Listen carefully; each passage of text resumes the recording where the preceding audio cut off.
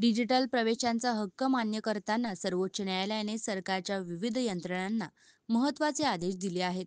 RBI, reserve bank of India व इतर संबंधित संस्थांना मार्गदर्शन सूचना देण्यास सांगण्यात आले आहे, ज्या अंतर्गत केवायसी प्रक्रियेत ग्राहकांच्या लाईव्हनेसची पडताळणी करण्यासाठी पर्यायी साधने विकसित करावीत.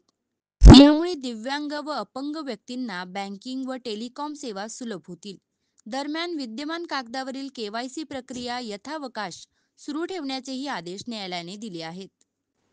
सर्वोच्च न्यायालयाने ठामपणे नमूद केले की डिजिटल दरी भरून काढणे ही फक्त धोरणात्मक बाब राहिलेली नाही, तर ती संविधानिक गरज झाली आहे.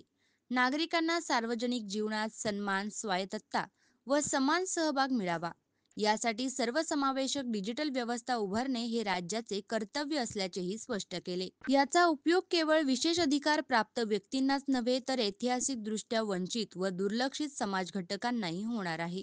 या निर्णयाच्या पार्श्वभूमीवर सर्वोच्च न्यायालयाने काश्मीर प्रकरणातील ऐतिहासिक निर्णयाची आठवण करून दिली. 5 ऑगस्ट 2019 रोजी जम्मू काश्मीरचा विशेष दर्जा रद्द केल्यानंतर सरकारने सुरक्षेच्या कारणास्तव इंटरनेटसह सर्व प्रकारच्या दळणवळण सेवा बंद केल्या होत्या. याच्या विरोधात दाखल याचिकांवर निकाल देताना जानेवारी 2020 मध्ये न्यायालयाने सांगितले होते की इंटरनेट वापरण्याचा हक्क हा भारतीय नागरिकांचा मूलभूत अधिकार आहे आणि अमर्याद काळासाठी इंटरनेट सेवा बंद ठेवणे असंविधानिक ठरते. अशा बंदीचे कारण स्पष्ट नोंदवून त्याचा कालोत्तर आढावा घेण्याचे आदेश तेव्हाही देण्यात आले होते.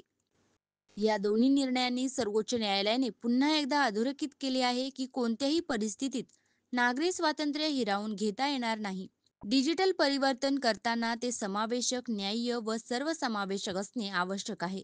त्यामुळे भारतातील प्रत्येक नागरिक, मग तो कोणत्याही सामाजिक, आर्थिक किंवा भौगोलिक स्तरातील असो, डिजिटल भारताचा समान भाग असावा अशी न्यायालयाची अपेक्षा आहे. अशाच महत्त्वपूर्ण बातम्यांसाठी फॉलो, लाईक, शेअर करा आणि पाहत रहा आपला महाराष्ट्र डिजिटल. नमस्कार.